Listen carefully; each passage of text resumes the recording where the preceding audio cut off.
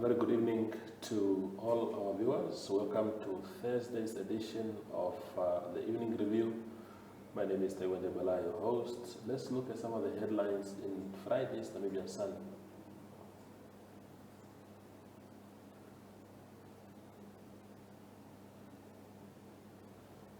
Shayengana hits out at Oshoganjupa's politics of the stomach. That is in reference to the squabbles happening in that region right now with the chairperson of the leaders assigned to that region saying there is so much squabbling there. And of course, Namibians, half or miseducated, that is according to Swano, the party is saying we are either miseducated or half educated. And then, of course, parents at Mugolume Secondary School have taken it upon themselves to take care of the school's hostel where their children are kept, because government is not coming to the party as far as providing amenities is concerned.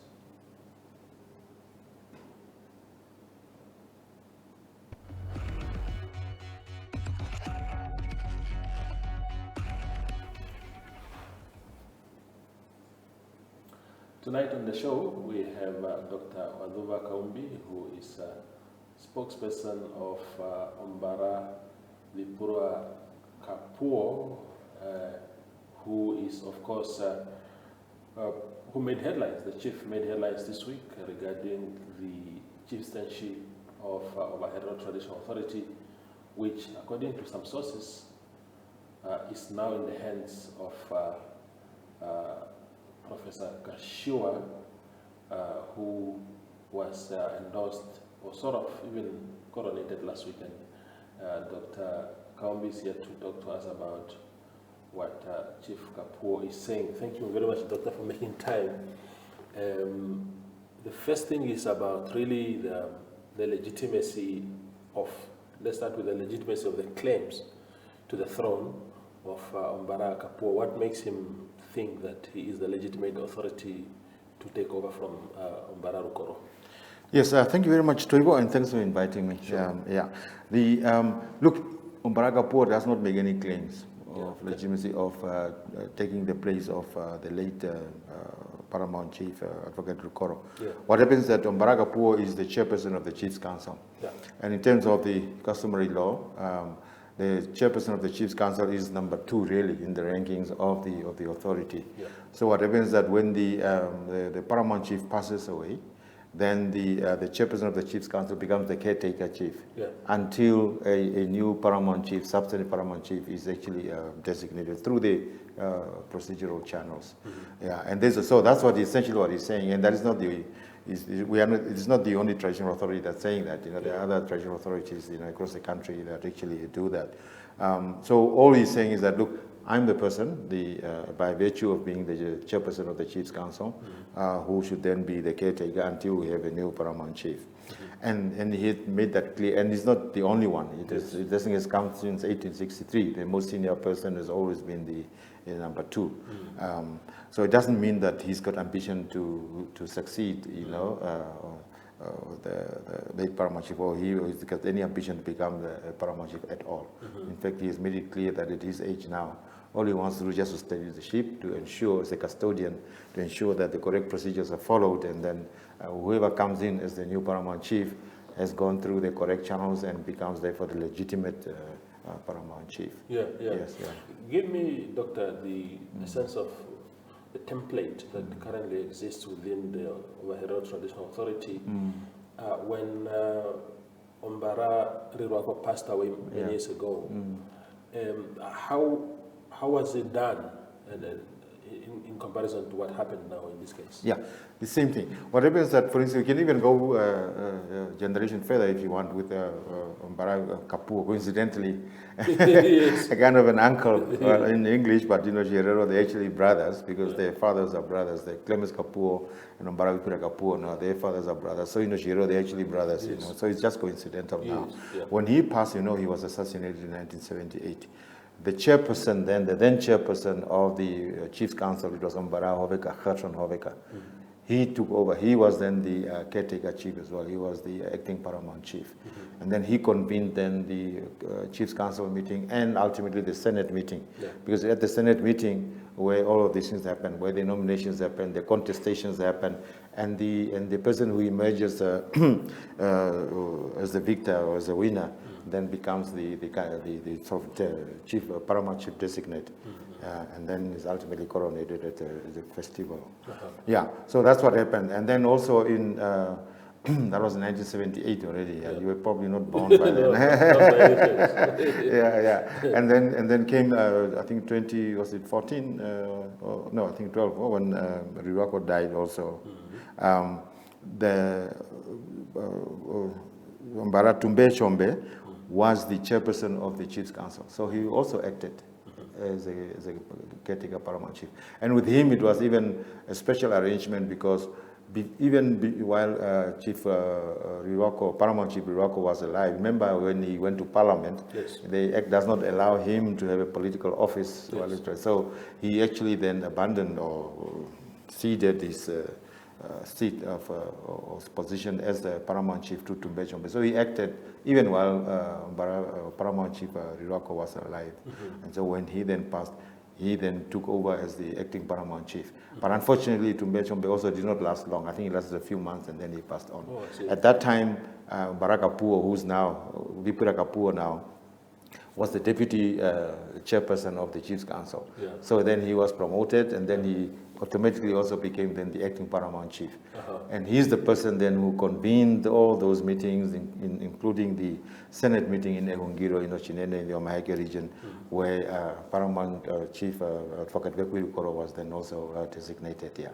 So that has been the position all along. So all he's saying is that, look, that's just the history. But now what happens in this case is that then this committee of 7 was formed, the transitional committee. And Professor Kashiwa then said, look, because he was a Secretary General, which are really just positions, advisory positions. They are not elected positions. Unlike the Chiefs Council, these are elected representatives. These are traditional councillors or Malenga or whatever, if you want to call it that way. These are people elected by their constituencies, as we call them, the traditional constituencies, and they are gazetted as such, as either senior traditional councillors or traditional councillors, and they then form the Senate, and there's usually a certain number of people who come to the Chiefs Council, and the Senate is just an expanded Chiefs Council, really. So then what happens that this transitional committee then gave itself those rights. So it was consisting then of 4 persons who are not chiefs. But there's the people who were on the former Paramount Chief Rukoro's the cabinet or advisory committee, including Kashiwa and Hengari and all those people, the Amon Gabetene and all those guys, and then I think 3 chiefs, Washingaite, Shiunje, and Wadukwani. So they formed the committee. Then they also brought in Kapuuo. But Kapuuo at that point understood that this is just a logistics committee to help plan the funeral arrangements of the paramount chief. And because he told them, look, you cannot take the work off the chairperson of the Chiefs Council. That's my job. I'm still here. I'm still capable. And my deputy is also here, Shiunje. So we can actually do this thing together, So this is where the major, really, that's where the misstep number 1 actually happened. And then this committee, and not only was Professor Kashiwa not an elected representative of the people, but he then became the chairperson. So he actually started to have authority over elected representatives, over chiefs, who actually his seniors, they're actually his employers, so to speak, and he started to have authority over them, So it's almost like the CEO now starting to chair meetings of the board, so to speak. I mean, that's a very simple analogy, because the chairperson of the board said, look, now I'm here. Why do you create a little subcommittee of the board? You want me to be there, or even actually create a separate board, while I'm here, So, and that's where the first misstep happened. And Kapuuo warned them, said, look, please, colleagues, don't do that. He wrote letters. He said, look, let's do this thing properly, Before we know it, these guys organized the Chiefs Council meeting in December, in Nderombapa, in Aminuis, and Professor Kashiwa was, in fact, at that time already, they thought they had done it. They designated him as the paramount chief, and then he was reminded, no, but the Chief Council doesn't do that. Even if it had been constituted properly.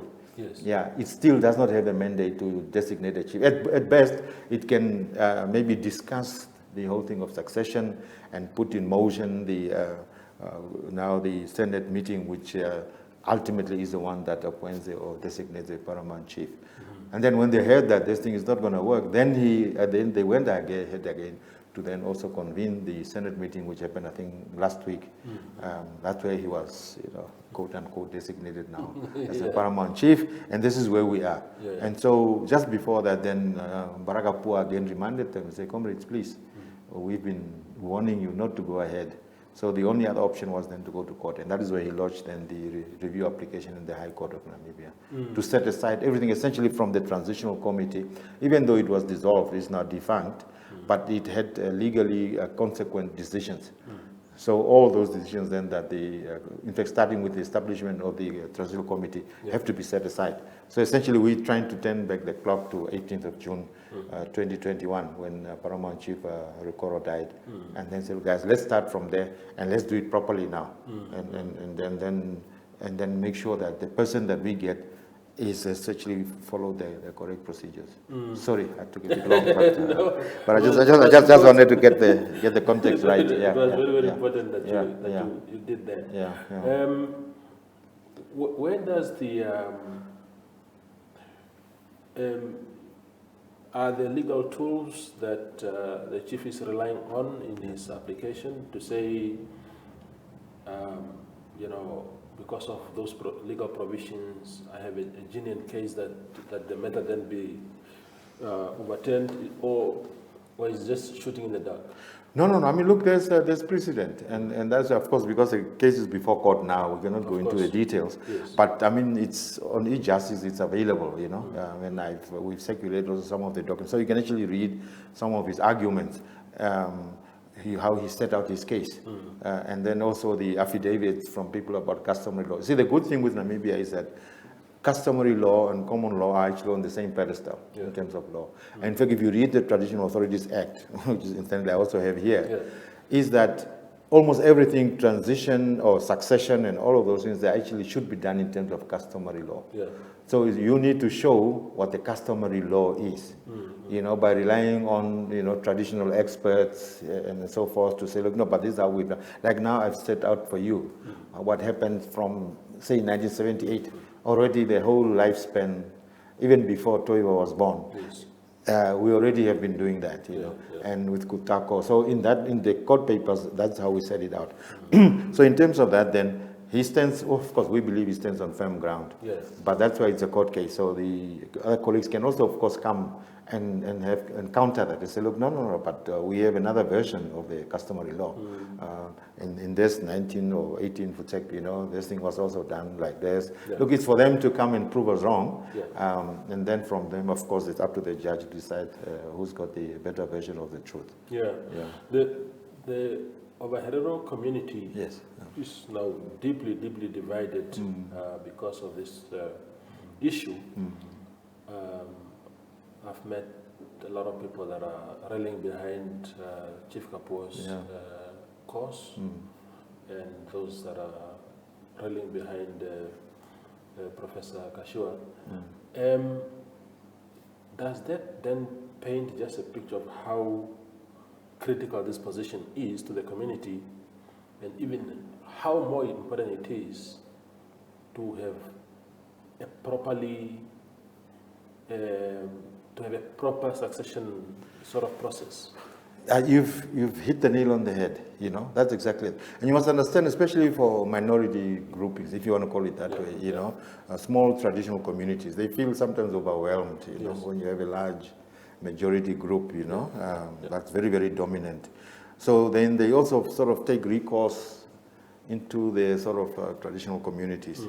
And especially with issues, especially with a strong history of resistance like the Ovaherero Traditional Community, especially this thing now with the genocide and these discussions coming up with reparations. So that somehow it has galvanized them, and somehow the paramount chiefs in the communities have always been on the forefront of fighting, starting from Maharero already those days, fighting political battles, So which is why a traditional title in Namibia or among the Ovaherero are not just traditional. They actually almost embody the body and soul of the Ovaherero people.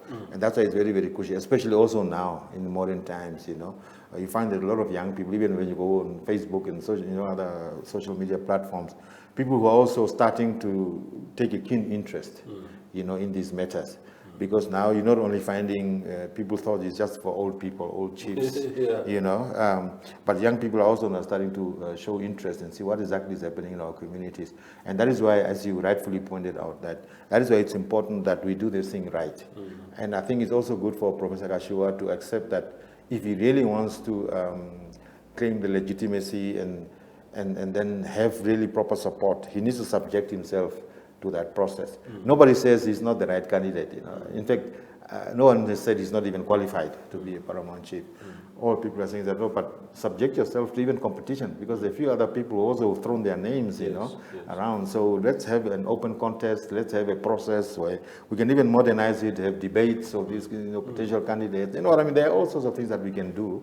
And let's have a transparent process. We could even have a process with maybe Katemuyoro from ECN coming to supervise. You know what I'm saying? We could have those in the Senate there. Although, of course, it's only the Senate that where people vote, because the Senate is almost like an electoral college, where people elect their representatives, their representatives then who vote for the paramount chief. So that's why it's very, very crucial. And everybody who wants to become the paramount chief must actually look himself in the mirror, or has to. So far, it's only himself.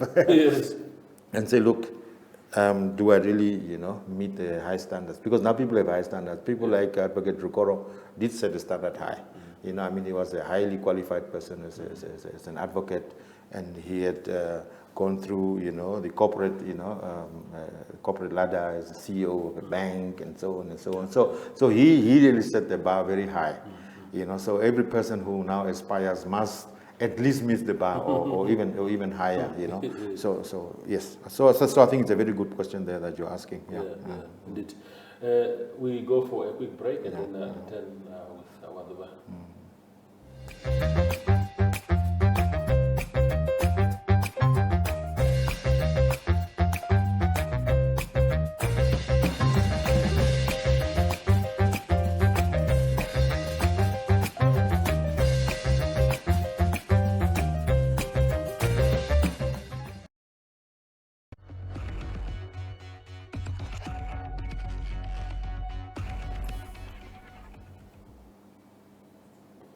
We continue our conversation with Dr. Uazuva Kaumbi, spokesperson of Umbara Vipuira Kapuuo. Kupira is to evaporate. Okay. Yeah. Very good, very good. Yeah. Now, how will this, speaking of evaporation, how will this situation evaporate? The tension, because you see, what I say to my Ovaherero speaking friends, even my colleagues at work, is that, and I could be wrong, but I say to them that if there's one tribe in this country that cannot afford to be divided at so many different levels, it's Ovaherero. First, because you are a very proud people of your traditions, of your, so you take it very, very serious. Yes. Where I come from, some people say, let them kill each other if they want, I'm not interested. But Ovaherero are very, very passionate about these things. But there are also bigger battles against the likes of Germany that are being waged from here. Yeah. So divisions are the least thing that you need as a community right now. Yes. How important, therefore, is it that somehow order is restored? Yeah. So maybe this is why, no pun intended, maybe Vipuira Kapuuo is the one who will make this evaporate. Sure. Yeah. But you see, on a more serious note, you're absolutely right, and that's what we've been saying. Say, guys, we've got bigger battles to fight. And we started already, towards the latter part. In fact, it was started already. Look, in the life of almost every Herero person, it's always been these fights against the Germans. And we are reminded every day, And how we lost our lives, how we lost our land and livestock and all of these things there, even our complexion and traditions, religion, all of these things there. Yeah. So we've always known that there's that battle there, and we've never completely healed also.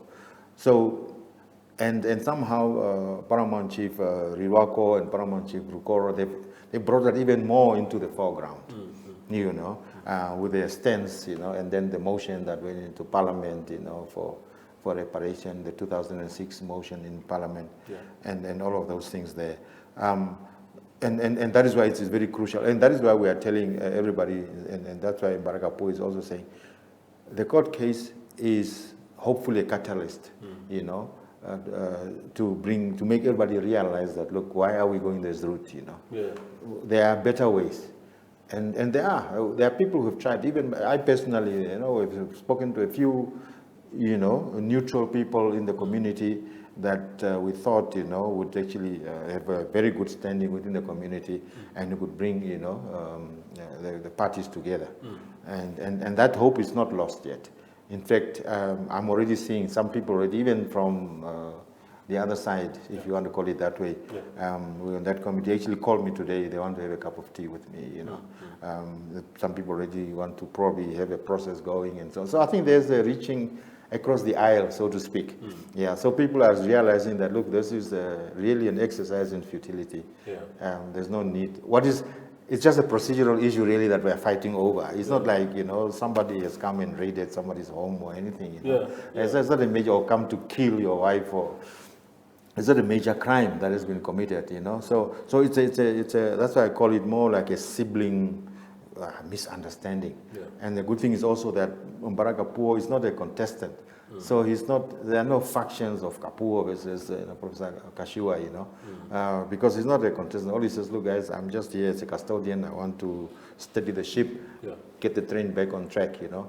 So I think that realization and the fact that the court case, the way it's poised now, is that, look, the court case, as you know, will take long, you know, because I mean, this guy, the other party has until I think 5th of April to indicate whether they're going to oppose or not. And then there's the sharing of discovery, sharing of documents, and then all sorts of things there.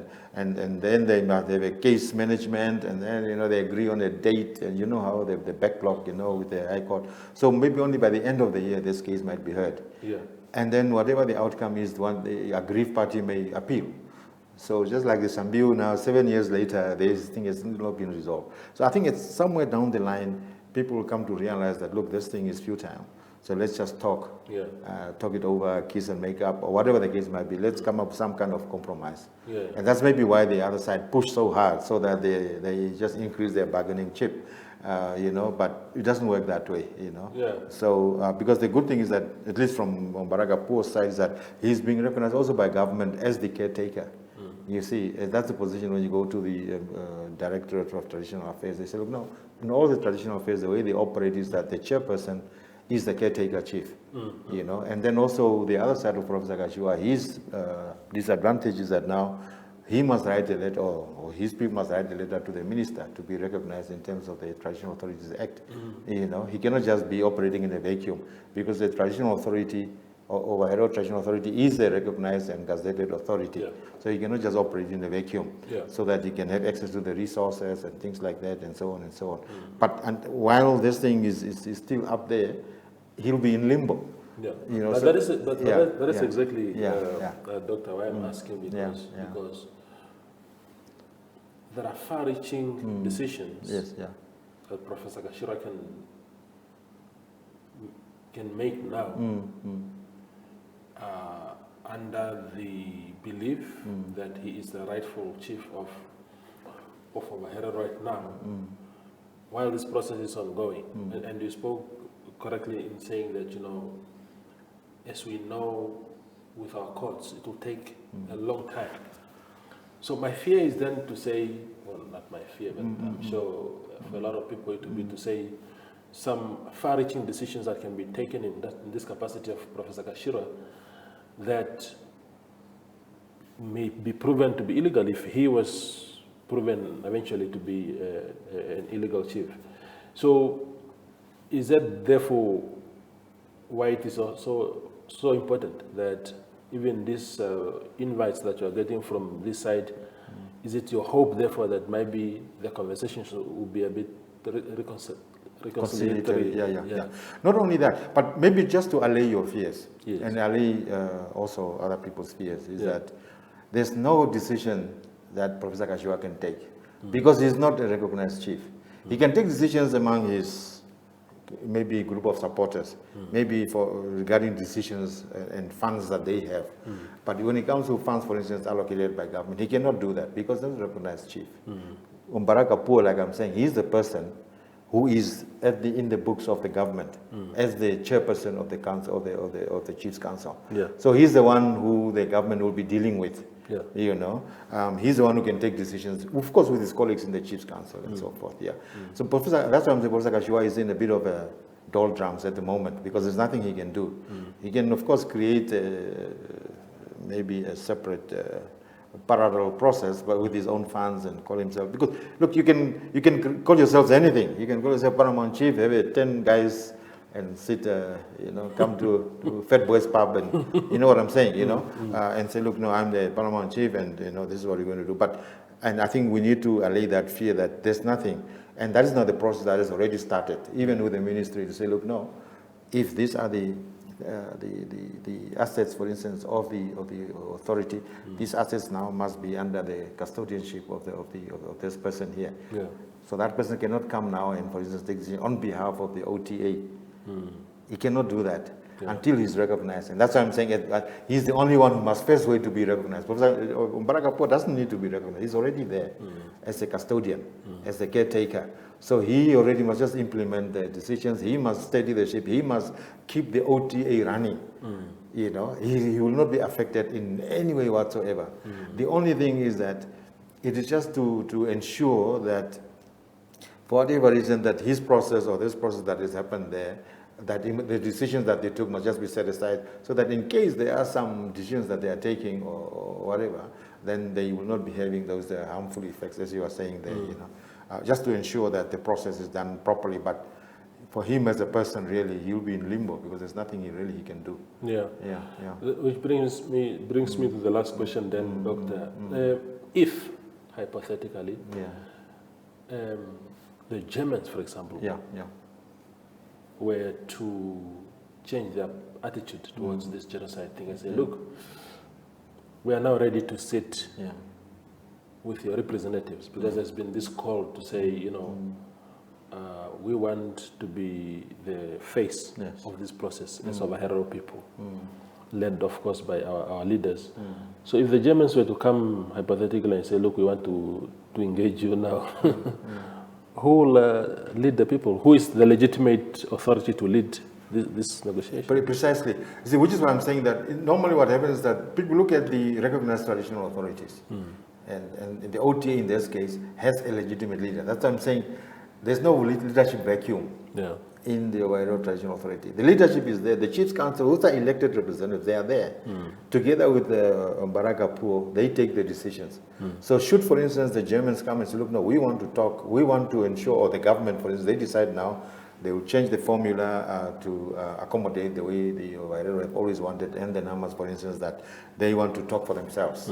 They don't want to go through intermediaries. They want to talk for themselves on the table. And this is the Germans and the government come and they restructure this whole agreement and say, look, now we are willing to listen to you. You come and sit around the table as well as an equal partner. And then also we will look at the quantum, which we feel is also small, then the letter will be written to the Ovaherero Traditional Authority. And there's only one authority, So the leadership, in this case, Uazuva Kapuuo, will receive that letter. And then he will consult with his colleagues in the Chiefs Council. And the Chiefs Council consists of people also who are also supporting Professor Kapuuo, But they will have to take the decision not as people in the Chief Council of Kapuuo, because he will have no Chief Council. He can have a Chief Council, yes, but it will not have the same effect because, it is not under the same auspices of the Ovaherero Traditional Authority. And then the Chiefs Council will sit down with Uazuva Kapuuo. They will decide whether this offer from Germany or from Namibian government, whether this offer is acceptable or not. And if should they decide that, no, yes, this offer is now, I think, something worth looking at, then they will decide among themselves who their delegates will be, and you know what I'm saying, they will go discuss with the community, you know, and so on. There are structures on the ground, you know, where people, through which the leadership actually converses with the people. And then the process will unfold. So there's no leadership vacuum. That's what I was saying from the beginning. There's no leadership vacuum at all. Yeah. The leadership is there even when government wants to talk, or they want to, for instance, there's a government, there's a vehicle, for instance, that's allocated to that. It has to be under the custodianship of Vipuira Kapuuo, because he's the one who must account at the end of the day. He must account to the ministry what happened to the sky, what happened to the dollar that we pumped into the coffers of the OTA, and so forth and so forth. So he's the de facto leader now at this stage, the de facto paramount chief, but only on a caretaker basis. And that is why it's in the best interest of the Alapes, of everybody, to ensure that we proceed. And the good thing is also, maybe that I need to mention, is that we do not need to wait for the outcome of the court case to have a proper process now in place. You see, so we can actually already say, look, now let's convene a properly constituted Chiefs Council. In fact, there's one already now being planned for I think the weekend of just before the weekend of the 5th and 6th of April, okay, where we discuss these issues, and then from there, there's Chief Council may or may not decide about the Senate. But the first thing is to try and unveil the tombstone of Advocate Rukoro Affairs, because we know that his tombstone is still covered up to now. In terms of our custom, it has to be unveiled first before you can really bring in a successor, and which is the other misstep that we think Professor Kashiwa also, you know, did. So everything is really, I think, is in place. So that's the assurance we want to give the people. Just remain calm, you know, and that was in the press release that Vipuira Kapuuo issued. Look, remain calm. The leadership of the Ovaherero is still in place, is intact. There's nothing has happened at all. This is just an aberration along the sidelines. It's fine. Unfortunately, that is where they're getting the bad press. But the situation is calm on the ground, you know. And as we continue to engage, like I was on the Omurari FM on Monday or Tuesday, almost for 20 minutes they were interviewing me there in K2T, you know. And after that, there were a lot of calls that people saying, look, okay, now we understand. We never really understood what was happening from both sides, you know. People just never understood. They just thought there's this battle here between these two guys and there's nothing happening there. So hopefully, and that is why I appreciate what you are doing here, that people come to understand what is happening, that there's no war. We're not fighting anybody. We're not at war with Professor Kashiwa or his people, you know. All we want is just to restore the order within our community so that we all proceed as brothers and sisters as we move forward. Indeed. Doctor, thank you very much. No, it's a real pleasure. The clarity is what we needed for our viewers to say that, you know, we're hearing this squabbling, but what is it about?